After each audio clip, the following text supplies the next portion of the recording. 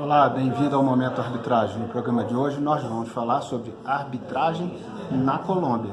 Para isso eu estou aqui no Café Juan Valdez, em Bogotá, na Colômbia, e vamos explicar um pouquinho sobre o que trata a lei de arbitragem colombiana. Fica aqui comigo e confira, um cafezinho gostoso colombiano para você.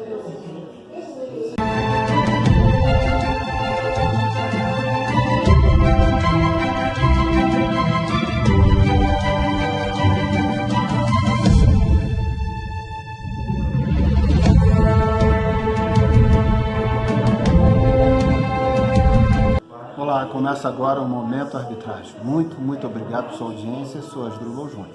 No programa de hoje, como nós já falamos na abertura, vamos falar sobre arbitragem na Colômbia. Estamos aqui no Café Juan Valdez, em Bogotá, famoso café, o mais tradicional aqui da Colômbia, e você já sabe, naturalmente, a fama do bom café colombiano. Aproveitei a minha passagem por aqui para a gente estudar um pouquinho sobre a lei de arbitragem colombiana. Aqui na Colômbia existe o chamado Estatuto Nacional de Arbitragem, que é a Lei 1563 de 2012. Esta lei entrou em vigor em 12 de outubro de 2012. É verdade que já existia na Colômbia legislações anteriores. E desde 1890 teve a Lei 105, que também tratou sobre arbitragem na Colômbia. E a Constituição Política de 1991 traz um artigo em que seu último inciso diz que qualquer particular pode atuar transitoriamente, provisoriamente, na administração da justiça, nominando tanto o papel de jurados nas questões de natureza criminal, tanto o papel de conciliador nas outras questões e também o papel de árbitro na arbitragem, ou seja, a própria Constituição Federal dá o status de jurisdição à arbitragem, tratando-se de administração da justiça também. A Lei 1563 de 2012, ela traz questões que são semelhantes às que nós temos no Brasil, mas muitas outras questões diferentes. A gente vai nos ocupar aqui agora de tratar um pouquinho mais sobre as diferenças. As questões semelhantes, ele tem um pacto, ninguém é obrigado a ir para a arbitragem, tem um pacto chamado Pacto Arbitral, que é o equivalente à nossa Convenção de Arbitragem, que também se divide entre compromisso arbitral e cláusula compromissória. Então, nisso é muito semelhante. Mas há uma série de outras situações que são diferentes. Uma primeira delas é o que é arbitrável. Aqui não se limita apenas a direitos patrimoniais disponíveis, como é a lei brasileira, a Lei 9.307. A Lei 1563 de 2012 diz que é arbitrável tudo aquilo que pode ser objeto de transação e o que mais a lei dispor como expressamente possível de ser arbitrado. Então ele não deu um recorte conceitual como a lei brasileira, dizendo tudo que for direito patrimonial disponível. Ele abriu mais ao dizer que tudo que é transacionável, a gente sabe pela lei brasileira que nem tudo que é transacionável é direito patrimonial disponível. Então ele deu um recorte diferente da lei brasileira e ainda disse que a lei pode dispor de outras questões expressamente mandando para a arbitragem. Então essa é uma primeira diferença importante. Outra diferença que vale a pena comentar é que a lei colombiana faz uma divisão entre arbitragem de menor quantia e arbitragem de maior quantia. A arbitragem de menor quantia é considerada na lei aquelas que são inferiores a 400 salários mínimos mensais. O salário mínimo mensal aqui na Colômbia é 737 mil pesos colombianos. A cotação nossa, na data que eu estou gravando o programa, é de aproximadamente 900 pesos, R$1. R$1 é equivalente a 900 pesos colombianos. Então, você tem uma proporção aí que vai levar no cálculo de 737 mil vezes 400, vai levar em reais aproximadamente 328 mil reais. 328 mil reais seria o corte entre o que é menor quantia e maior quantia. E a diferença que a lei traz sobre o que é menor quantia e maior quantia tem a ver com algumas presunções que a lei vai dar. Por exemplo, se as partes não pactuarem como essa arbitragem vai se desenvolver, se é árbitro único, se é arbitragem colegiada, se elas silenciarem quanto a isso, a lei vai prever que para os casos de menor quantia, presume-se que será árbitro único, e para os casos de maior quantia, presume-se que vão ser 3 árbitros. Então, uma das diferenças importantes em se verificar isso. Outra questão que também merece destaque é que na arbitragem aqui na Colômbia se definiu uma chamada contribuição. Esta contribuição é devida quando sai a sentença arbitral que tenha fundo econômico, desde que esta condenação estabelecida na sentença arbitral seja 73 vezes o salário mínimo mensal, ou seja, esses 737 mil pesos vezes 73. Então, superior a este valor, terá que pagar uma contribuição. Esta contribuição é o Conselho Superior da Judicatura e vai para um fundo de desenvolvimento, descongestionamento e modernização da justiça. É o equivalente a 2% de contribuição que será pago em todas as sentenças arbitrais que condenarem a valores superiores a 73 vezes.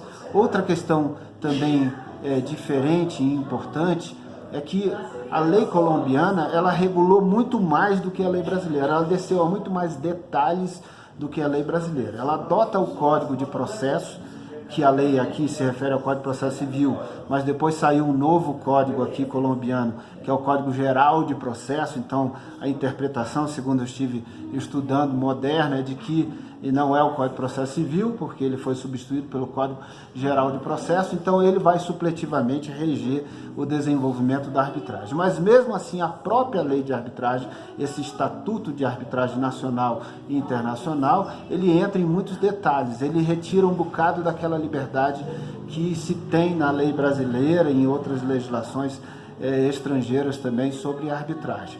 Então, por um lado, ele dá uma segurança jurídica maior, porque o Estado se mostra mais presente em vários aspectos. Por outro, ele subtrai um bocado da liberdade e torna muito diferente do que é a legislação de arbitragem em diversos outros países. Vou dar um exemplo importante para isso, a escolha dos árbitros. Quem pode ser árbitro no Brasil, você já sabe, a pessoa com capacidade civil e que tem a confiança das partes. Agora, quem pode ser árbitro aqui na Colômbia? Além de poder ser escolhido pelas partes, a lei estabeleceu alguns requisitos mínimos que vão muito além do que aquele que a lei brasileira escolheu.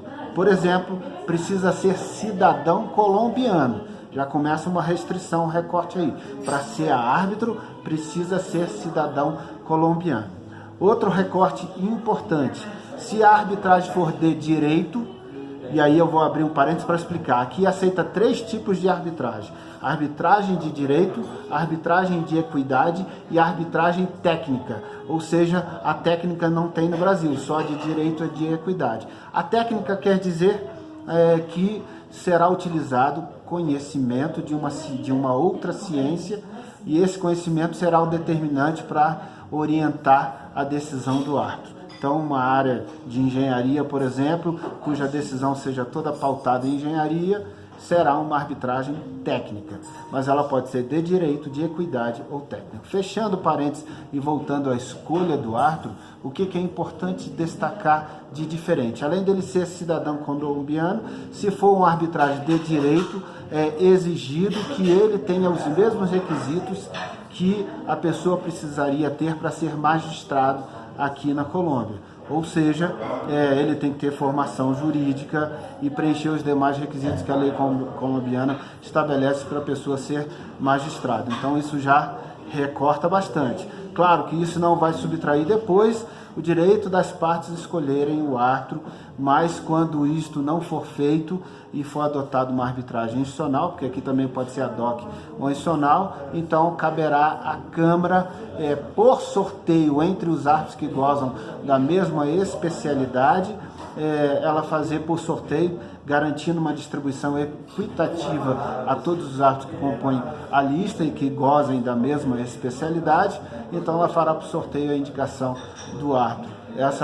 Esse é o critério estabelecido na lei colombiana. Eu tive olhando o site de um centro de arbitragem importante aqui da Colômbia, de Medellín, e ele destaca, por exemplo, que para ser árbitro de menor quantia, exige-se que ele tenha, além das qualificações que a lei estabeleceu, pelo menos 8 anos de experiência na vivência do funcionamento do sistema de justiça.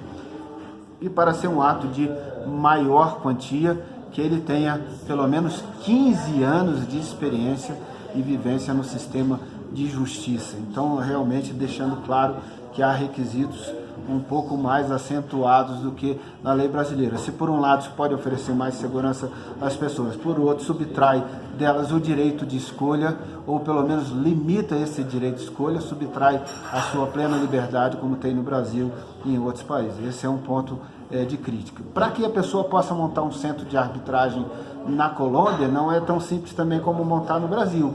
Ela precisa de uma autorização do Ministério da Justiça para que esse centro de arbitragem possa ser criado. Então há um órgão regulador.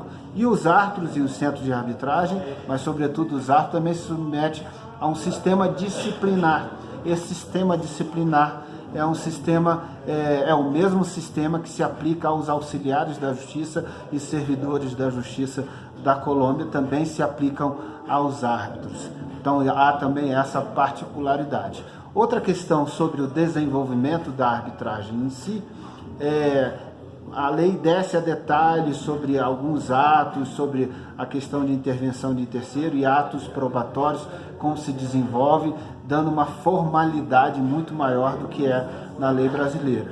Além dela descer a esses detalhes e aplicar supletivamente o Código Geral de Processo aqui da Colômbia, também há um destaque a se fazer, aliás, 2 destaques a se fazer de extrema importância para a gente poder encerrar a nossa breve conversa aqui sobre um pequeno resumo sobre a arbitragem na Colômbia. Os 2 destaques que eu quero fazer para você existem 2 tipos de recursos previstos na lei de arbitragem colombiana, na lei 1563 de 2012. É um recurso chamado recurso extraordinário de anulação, que é muito parecido com o que é a nossa ação anulatória, mas é aqui denominado de recurso e não de ação.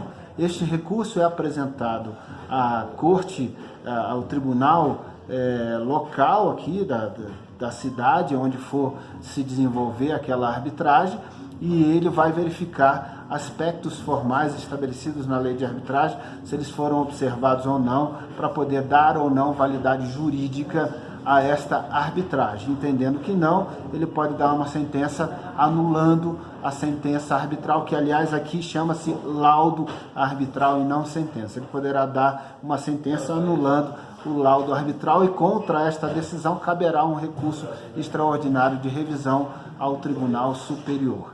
Agora existe também o recurso extraordinário de revisão, que esse é completamente diferente do que se tem no Brasil. Uma pausa para um gole do cafezinho colombiano. Este recurso extraordinário de revisão, ele é extremamente diferente, por quê? Porque ele vai entrar no juízo de valor propriamente feito pela arbitragem. E ele vai ter como escopo central uma certa uniformização de jurisprudência com entendimento da própria justiça pública colombiana.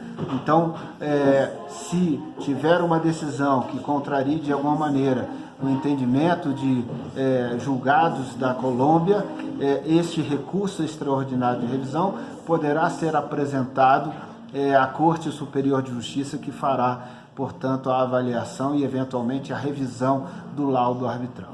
É isso, tem várias outras questões pontuais. A arbitragem internacional tem um conceito diferente da nossa arbitragem internacional. No Brasil, a arbitragem internacional é simplesmente aquela arbitragem feita em território nacional. ou seja, a sentença arbitral emitida em território brasileiro. Aqui não. Para ser uma arbitragem internacional, tem que envolver partes de locais diferentes, tem que envolver alguma coisa que alcance o interesse do comércio internacional. Existem questões conceituais bem mais amplas do que é no Brasil. Então foi só um breve resumo para te dar uma boa ideia sobre como é a arbitragem colombiana.